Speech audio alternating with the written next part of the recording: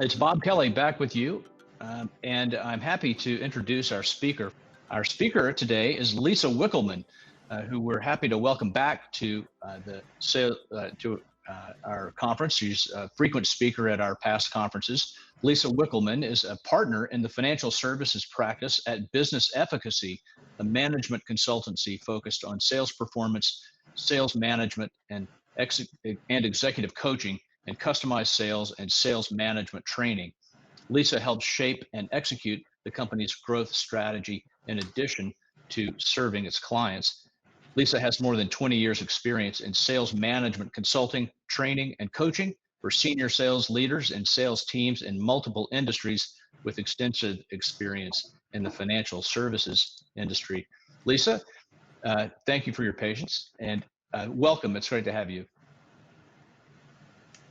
Thank you, Bob. It is always a pleasure to be an active contributor within this SMA community. And I especially want to thank all of you who have taken time yet today, late in the day of this conference, to join me. And my objective is to make this as interactive as we can. So listen up. I'm going to be asking for some input perhaps into the chat field off there to the right. But I also want to stimulate your thinking and hopefully provide you with a different perspective. Also to provide you with a practical assessment tool that my hope would be will serve to stimulate some very healthy conversation back within your sales organization or even within just your local team. So we've got a lot to cover. And again, I'm going to ask for some interactivity. So you see that chat poll off to the chat panel off to the right. I hope you guys will play along with me on that one. So on this topic of preparedness, perhaps the biggest personal illustration of my own preparedness, or lack thereof, that I can share with you actually hit me smack dab in the face mid-March. And I'm sure this first piece, obviously coronavirus hit all of us, not a big deal. You know, I mean, it is a big deal, but definitely it is what it is. And got to handle that one.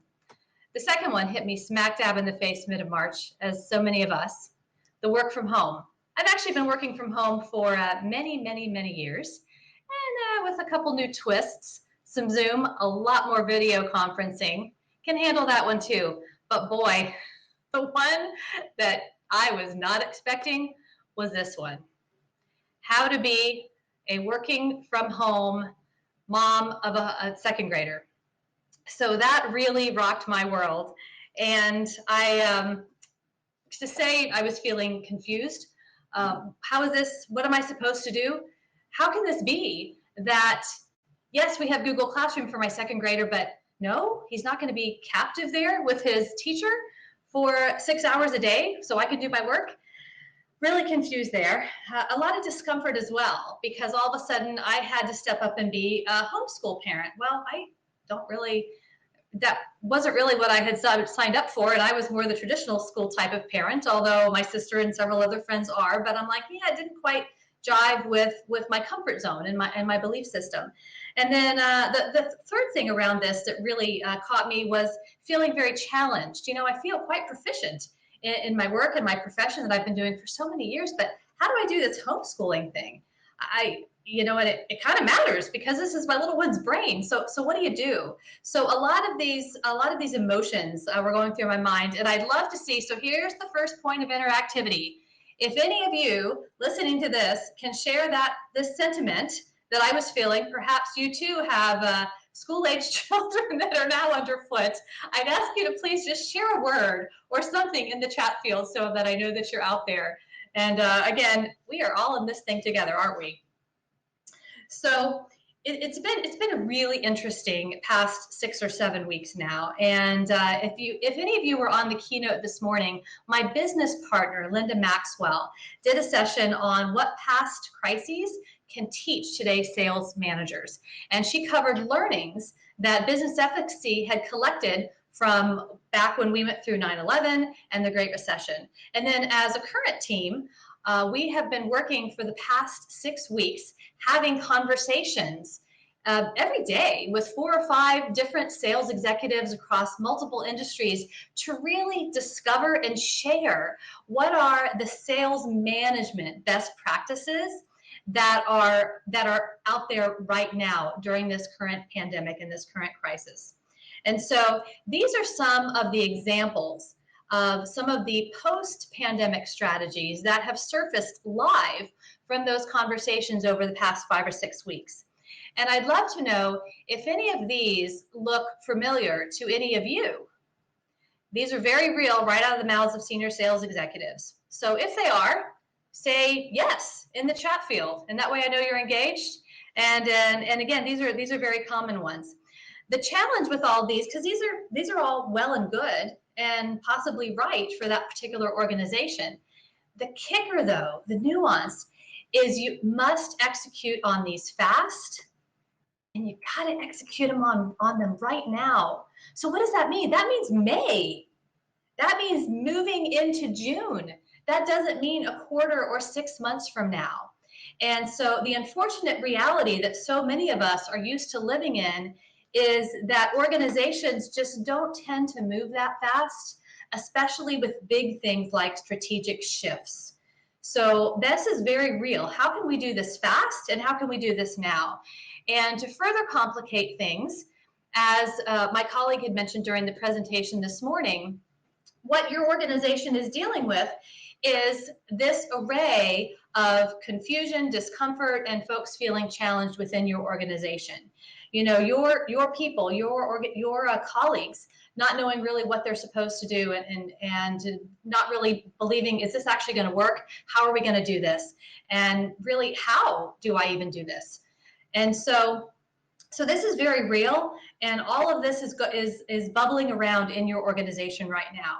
So I would also ask you, oftentimes when we're at this point in this conversation, which we have this with many sales executives, so often the perspective goes to, oh, I'm thinking about my sales people being confused, having discomfort, feeling challenged, not knowing what to do or how to do it, not knowing not really wanting to do it.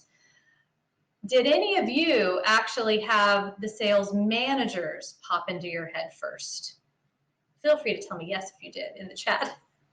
You probably didn't, because most people don't. We so often, it's our tendency, we go straight to the salespeople. We're thinking about the salespeople.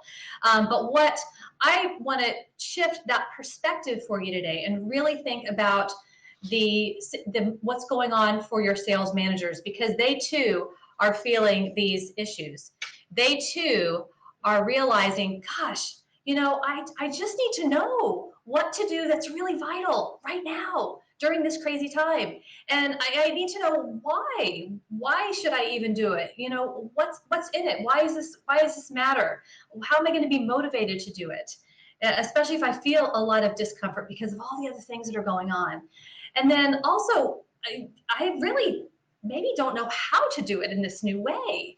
So yes, your people are feeling that, but you know what? Your managers, their bosses are feeling it too. And they really just want to know, you know, what to do and why and how. And so that means sales management's job in challenging times is this. So it's I've got to focus them because they don't know what to do. That means I need to help them. I need to manage, and we're going to unpack this. They may not have the motivation, so I really need to lead them through it as a sales manager, and they may not know how to. So I really need to coach them as a sales manager. So we're going to build all three: manage, motivate, and develop and coach. We're going to build all of those out right now. The job to be done, especially in challenging times, is how can you make sure as an organization you tap into all three of these, because that's what's going to prompt the greatest impact and results from your efforts. And it's especially challenging right now because human nature, we all have a natural bias. And if you think about yourself, or you think about the sales managers you work with, some of them are much more comfortable slipping into that manage role, where they're setting expectations, they're inspecting what they're expecting, they're holding people accountable. They like that stuff. It just comes naturally. Other people, their comfort zone, their natural bias may be more of that lead, part of the equation. So they're much more inspirational. They're able to motivate their people and encourage them to really want to do well and succeed in this time.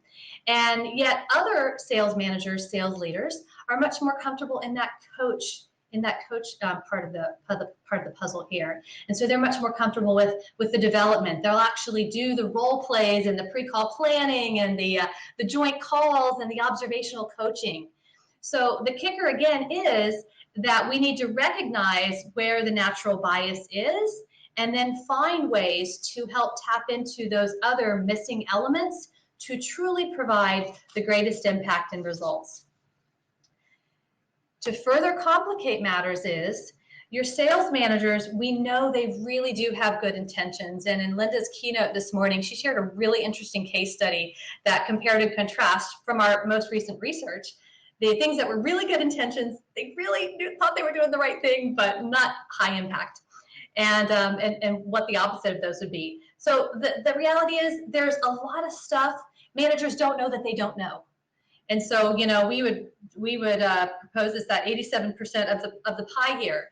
Stuff you don't know, and there's even stuff you don't know that you realize you don't know. So that makes a big difference, because if people don't know what they don't know, or they feel uncomfortable about stuff they don't know, that really impacts their readiness to be able to execute on whatever new strategy you have put out there.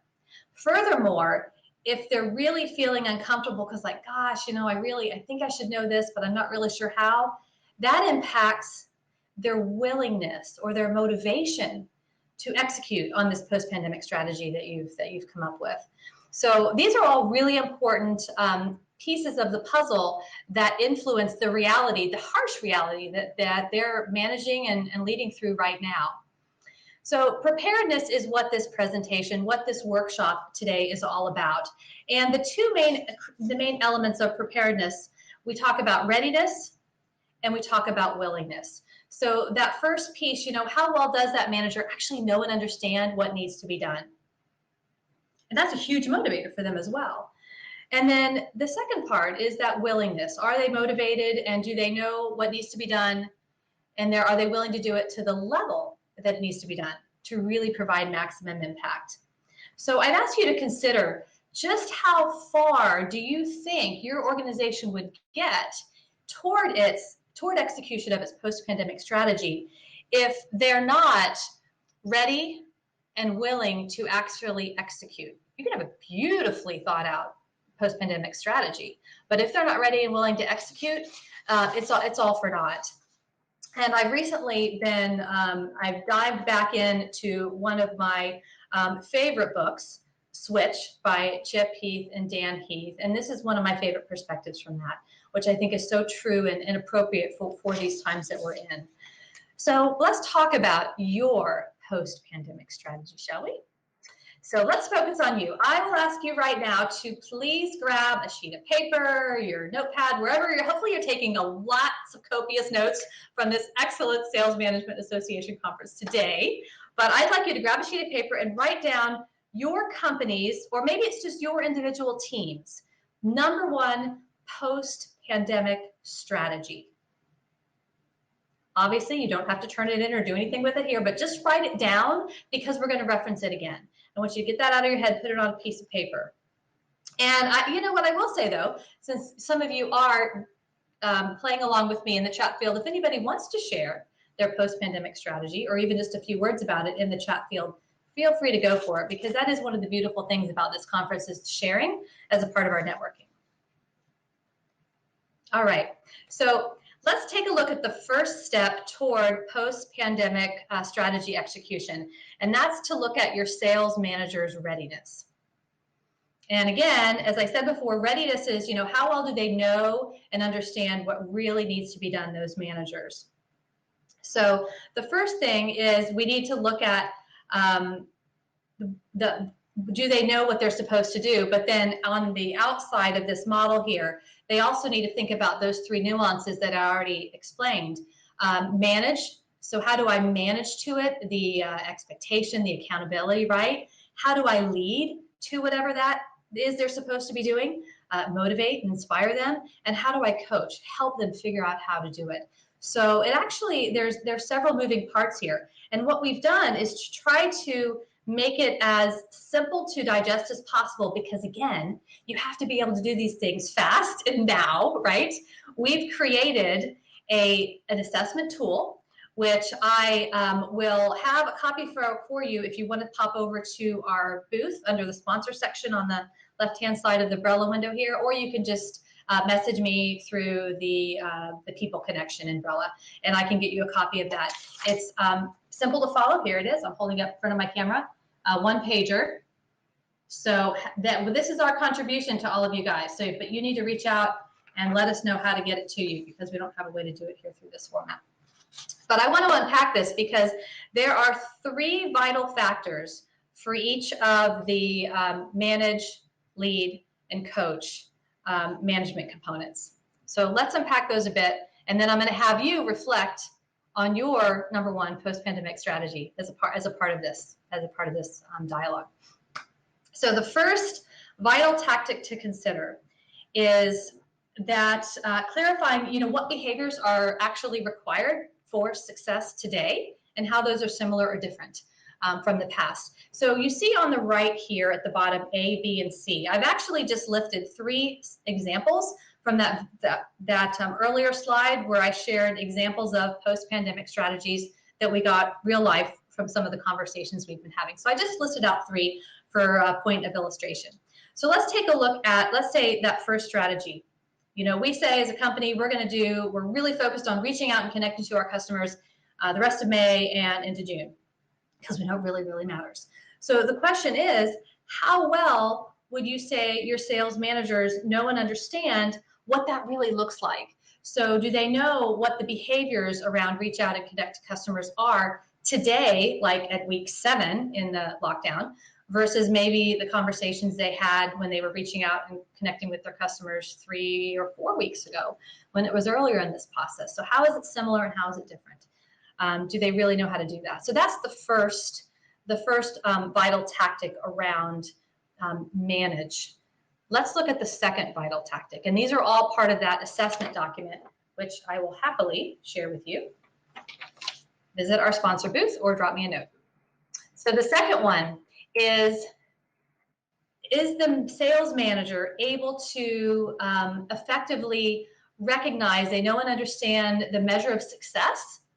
So whatever that strategy is, a timely assessment of progress on those targeted behaviors toward it and their outcomes. So let's take a look at, the C, strategy C, aggressively pursue niche markets where we can add most value now. Again, a real strategy from one of our conversations. So, are the managers able to figure out what is a measure of success for, aggressive pursuit when measuring progress against that? And maybe they're able to figure that out, maybe they're not. So, that's, again, part of the clarity. And for the readiness, you need to help them really think through and have a conversation about it. And the third vital tactic under manage is diagnosis of progress on those targeted behaviors. And especially as a part of those one-on-ones that the sales manager really should still be having with all their salespeople. So let's take a look at the strategy B. We haven't covered off that one yet. So maybe the post-pandemic strategy is to win back lost customers or recently lost prospects to put them in our pipeline. So does the manager know how to identify, and communicate to their salesperson what would be the measure of progress toward those targeted behaviors that are around winning back those lost customers? And is the manager very clear in understanding how to talk about that in a constructive way during their one-on-ones? And it's not just looking at the tracking chart of the calls that they did or the customers they've won back or what have you. So really making sure they understand how to diagnose the progress toward that and their outcomes, and then incorporating that in a really productive, helpful way into the one-on-one conversations. So here on this next slide is a recap of those 3 vital tactics that again are on that assessment tool, which you can get from us. So as it relates to readiness, this first piece, how well does your manager know and understand what needs to be done? So I'd ask you to think about your organization, whether you're in a senior level position thinking across multiple sales managers, or maybe you're more a local position and you have a small team of yourself or just a couple folks. But think about the sales managers in your organization that you work with, and how well do they know and understand what needs to be done around your number one post-pandemic strategy, the one I had you write down a few minutes ago. So this is where you will take just a minute, grab that piece of paper, write something down, and you can look at those 3 vital tactics as they're listed out on the page here. Prioritize and clarify behaviors, similar or different from prior expectations. Modifying the measures of success. And are they able to integrate diagnosis of progress and weaving that into their one-on-ones? So that's the first piece. That's the first piece. And actually in the assessment tool, when you get it, we actually have a 7-point scoring system. So you could, if you wanted to, you could rate yourself between 1 to 7 is what we have in the chart here. And 1 is non-existent, somewhat fair, right in the middle, number 4 is acceptable, good, very good, and number 7, extremely equipped to do that. Know and understand what needs to be done. All right, so grab that, and then let us continue to build out. Again, this is all around the readiness. So we talked about the manage vital tactics. Let's talk about the lead vital tactics. So remember, leading is about motivation, inspiring, encouraging my folks, helping them to believe that they can be successful in maybe doing something that's different in this post-pandemic strategy. So again, the first, there are 3 vital tactics also related to lead. The first one is that sales manager able to answer, what's in it for the colleague to do the targeted behaviors for their direct report? And let's take a look at our 3 sample strategies again. So let's go to that one we were just on, B, win back lost customers or recently lost prospects. How confident are you that the manager really is able to say, what's in it for that person to really put themselves out there to maybe call some customers that they personally lost before, or the company lost, or some prospects maybe that they had kind of just let slip away. So how are they able to answer that question for their colleague? The next vital tactic under lead is that encouragement, providing encouragement. But the important thing here is it's individualized encouragement that builds confidence. Confidence around executing on those targeted behaviors. So let's take a look at that first one, that first of the sample strategies, reach out and connect to customers. So how equipped is that manager to really provide that individualized encouragement around reaching out and connecting to customers, so that that direct report feels motivated and confident that they really can do this and it's a good thing and that they want to do it. So that's the second vital tactic. So the third vital tactic under lead is addressing the concerns. So there honestly may be some concerns in the colleague or the direct report's mind about, gosh, how do I do this? And that can kind of perpetuate, I really don't want to, so I'm not very motivated. So let's look at that last strategy, C, aggressively pursuing the niche markets where we believe we can most add value. So our company has decided we wanted to do that. Are the managers actually prepared to address some concerns that the colleagues, the direct reports may have around focusing on those efforts and really getting some that would hinder some forward progress around aggressively pursuing those niche markets, especially during this particular time? So here is a recap of those 3 vital tactics just for lead, as this is also a very important part of readiness. So here I'm going to ask you again to go to that sheet of paper where you had jotted down your own company's number 1 post-pandemic strategy. And I want you to think about it now. Think about your managers that you work with or that work for you somewhere in your organization. And think about their ability to lead, to motivate, to inspire, to encourage, and how equipped are they? Do they know what needs to be done around these 3 vital tactics as it relates to your particular strategy. So yes, we are getting into the weeds here. All right, and again, you can use that 1 to 7 scale that is on your assessment document if you want. 1 being bottom of the barrel, it's non-existent. They can't do any of this stuff. Versus 7, extremely ready, extremely prepared. They can do all this. Or somewhere in the middle. So maybe grab a number there for yourself. All right, let's go to the third and final piece that we're going to look at for readiness. And this is coach. So manage, lead, and coach. And this is, again, you can see in the model down here, this is where the manager is addressing, well, yeah, I know what you need me to do, but I don't know how to.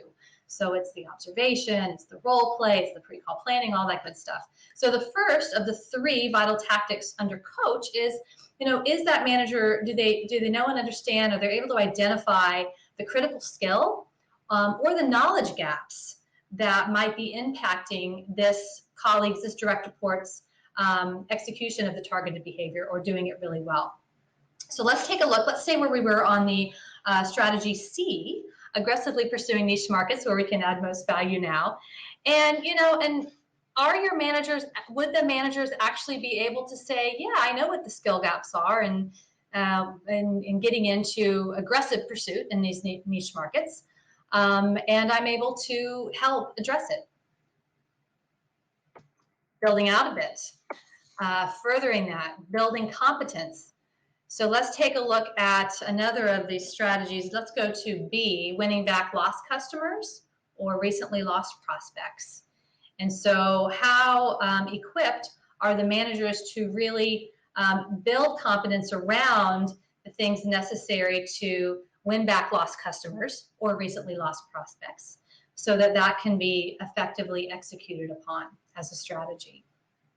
And the third vital tactic under coach is providing quality feedback to the colleague or to the direct report on what's working or not working. And so again, just finishing out our sample strategies. So that last one, reaching out and connecting to customers. Is that coach equipped? Do they understand and know how to provide quality feedback on what's working and not working when that direct report, that colleague, that salesperson is reaching out and connecting to customers and delivering perhaps that very poignant message that you had identified earlier when we were working on clarity. So here is a summary of the 3 vital tactics as it relates to coach. So I'd ask you again, pick up that piece of paper where you wrote down your #1 post-pandemic strategy. Think about the managers that you have on your team or that you work with, and look at this list down here. And think about your folks. How ready are they to execute on these 3 vital tactics as it relates to your strategy? And again, you can use the 7-point scale. Non-existent, in the middle is acceptable. Number 7 is extremely, extremely ready. But how are they ready to execute on all those? All right, so hopefully now you have on the sheet of paper there, you have at least 3 scores for yourself, maybe ranging between 1 and 7, something to that effect. So that is a reflection of your current view on your sales manager's readiness to execute on that post-pandemic strategy we asked you to think about. But recall, there was a second part to the equation around preparedness. So we talked about readiness, but the other piece is willingness. So let's bring that home now. And willingness speaks to motivation. And the beliefs, the values that your team, that your colleagues carry with them. It can be a very personal thing. It can be a very tricky and elusive sort of area. There's so many varying beliefs around it. But what we do know from seeing willingness and motivation in action is if the sales managers, their behavior when they're doing manage, doing lead, doing coach, and the more specific and crisp they can get directly linked to that particular strategy, that is really motivational. That goes back to that clarity slide I had from Chip and Dan Heath from Switch. It just all helps so much with clarity. So this notion of willingness and motivation is often revealed in something truly as plain and simple as looking at the amount of time that a sales manager is willing to put in and spend with their team doing the manage, leading, and coaching activities that are most needed to help that individual team member improve their performance. So time is a big factor here. The other thing that's really important to keep in mind, and as I mentioned at the beginning of readiness, there is that reality that we all have typically one, maybe two of these manage, lead, or coach areas where we do have a natural bias. So we need to be very mindful of that in order to pull them all three together to get maximum impact and results. So for this final piece of willingness, I'd ask you to, again, think of your number one post-pandemic strategy that you wrote down, and now think of your managers. And are they willing? Do you really think they'd be willing to balance and adjust the amount of time that they spend doing leadership, management, coaching activities based on what their direct report needs most to improve performance? Because that could be, if they've got a pretty large span of control, that could be lots of different individual things. So are they really willing to balance and adjust their time? So again, you can use that 7-point scale. Like, no, I don't think they're very willing. That'd be a 1, non-existent. Somewhere in the middle, acceptable, or, oh yeah, they're on it. Number 7, extremely. So give yourself a score, again, as it relates to executing your company-specific post-pandemic strategy. All right. So now you have perhaps 4 scores on that sheet of paper that I asked you to write down. So could be a good story, could be a bad looking story, but where do you begin? So I want to use that as my wrap up here for today. So where do you begin? You need to, ideally you need to tackle the area where you believe you have the lowest score. And again, this is all, as I said in my opening, this is all about fast, and this is all about now. This is stuff you got to move on really, really fast. So the best way to do that is to really talk it through with your team. Talk it through with your people. We've heard a couple different speakers today mention that the importance is, General Stan McChrystal this morning, that was one of these things he said. In order to move really, really fast, sometimes you just need to talk it through with your people and get moving. So talk it through with them. If you have a dialogue with them, but if you believe that you're weak in both readiness and willingness, we would say, start with readiness. Start with readiness. It'll carry you very, very far. And then the willingness actually will often just organically grow out of that as a part of them being really ready. The important thing is the solution, please, it does not need to be overly complex. That's why we tried to make this assessment just one piece of paper, keep it really tight, really succinct. It all comes down to you and the sales managers really having awareness and applying attention to the areas where you believe they could use some help. So that, on that note, what I'd like to do, just as you may have heard my partner Linda Maxwell offer, part of our commitment as a firm to this sales management community is doing complimentary consultations. So as a result of this particular topic, this workshop, readiness to execute on post-pandemic strategies, we are happy to offer 30-minute complimentary consultations through the month of May. So all you got to do, visit the booth or drop me a note, either one. And yes, and also if you have some questions, you can put that, I'll go over to the booth right after this, and we can have a little dialogue or schedule some meetings with me through the Wrapup function. So, and that is all we have for today. So thank you very much for your time. Thank you for your participation. I do see some chats in the panel here, so I appreciate it. Take care. Bye-bye.